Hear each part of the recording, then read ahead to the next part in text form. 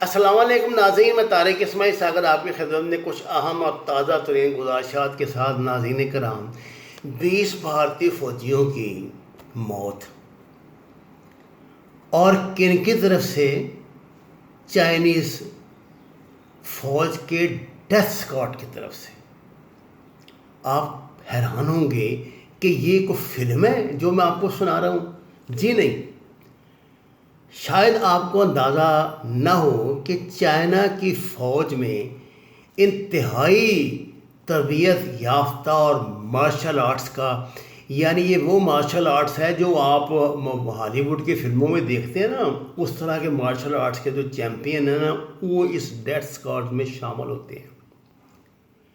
16 بہار regiment India کی وہ regiment ہے جس کی کمبختی آئی ہے، جس کو اس ڈیتھ اسکواڈ نے آہنی ڈنڈوں جن پر کے کانٹے دار تاریں لپٹی ہوئی سی کے ذریعے مار مار کے 20 کو مار ڈالا، اور ان کو مار کے وہ اوپر پہاڑی سے پھینک دیتے تھے اور یہ نیچے دریائے گلوان میں غرق ہو جاتے تھے.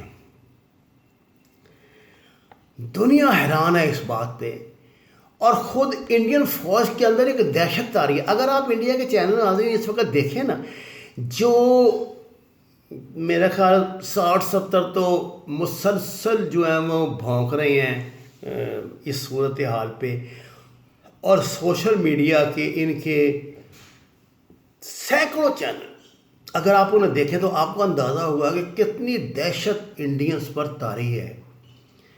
یار یہ کیا چیز ہو، یہ جو موجود جنہوں نے ہاتھوں سے گلے گھونٹ گھونٹ کے ان کو مار ڈالا، اور یہ سور میں گاجر مولی کے طرح وہ گاجر مولی کی طرح کٹتے رہے، وہ بیچارے بہاریے ان کو مرنے کے لیے وہاں چھوڑ دیا. جو ان کی بہادر رجمنٹیں ہیں، یہ جاٹ، یہ گورکھے اور دوسری جو سکھ رجمنٹیں ہیں، میرا خیال وہ سمجھدار تھے، وہ گئے نہیں آگے.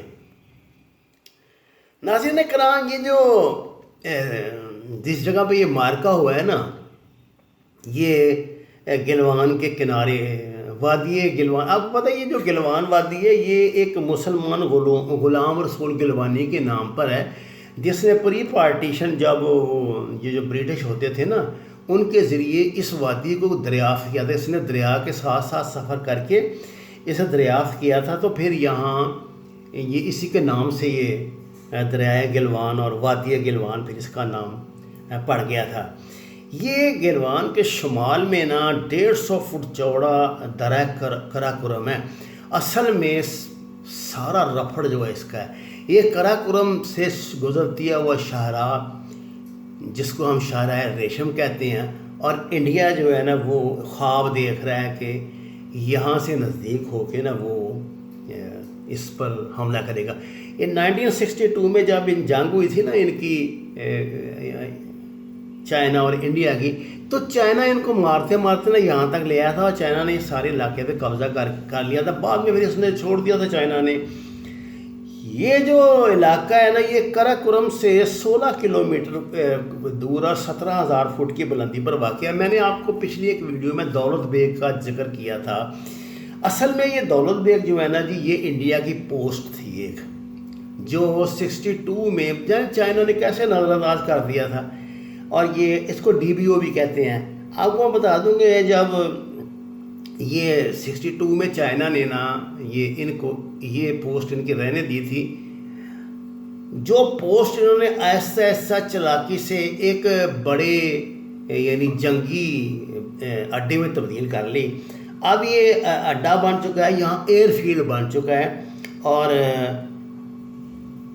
یہ راستہ دراصل ایکسائی چین کی طرف جاتا ہے.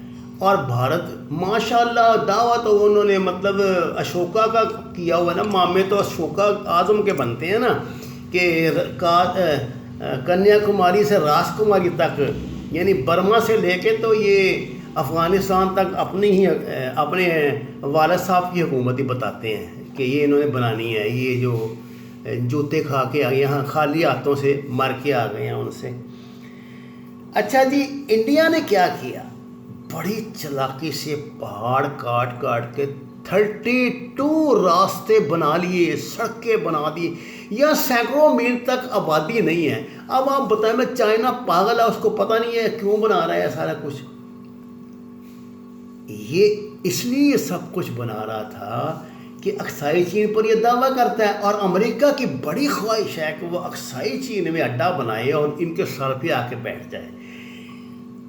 انڈین یہ پلاننگ کر رہے تھے کہ یہاں وہ جب چائنا سے پنگے بازی شروع کریں گے تو اس علاقے کی اہمیت کی بنیاد پر وہ امریکہ کو بلیک میل کریں گے، امریکہ کو کہیں گے کہ تم آؤ جی ادھر اقصائی چین میں آ کے بیٹھو اور ہماری حفاظت بھی کرو۔ اور امریکہ جو ہے وہ بلی کے بھاگو چھنگا ڈوٹا، وہ تو بھاگا ہوا آتا۔ ان کے سارے ارادے چائنا نے خاک میں ملا دیے۔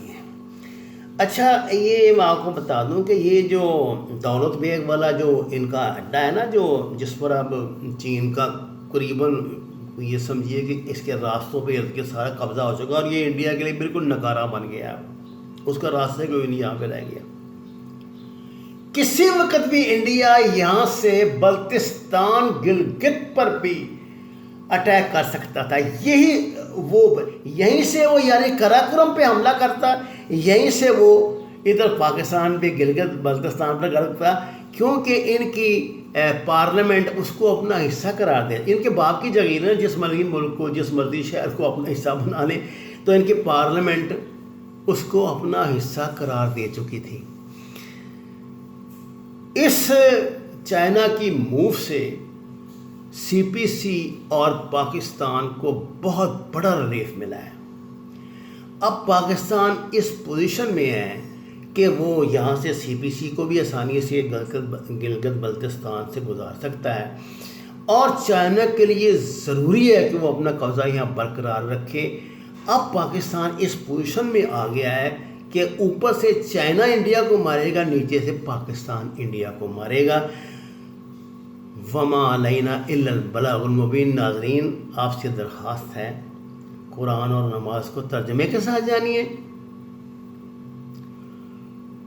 اپنے گھر میں جتنی بھی جگہ آپ کو میسر ہو وہاں پہ سبزیاں کاشت کریں، پھلدار درخت لگائیں، بیماروں کے لیے دعا فرمائیں۔ اللہ سب کو صحت کاملہ عاجلہ مسملہ دائمہ نصیب فرمائے، اور ہمارے چینل کو سبسکرائب کریں۔ آپ کا شکریہ۔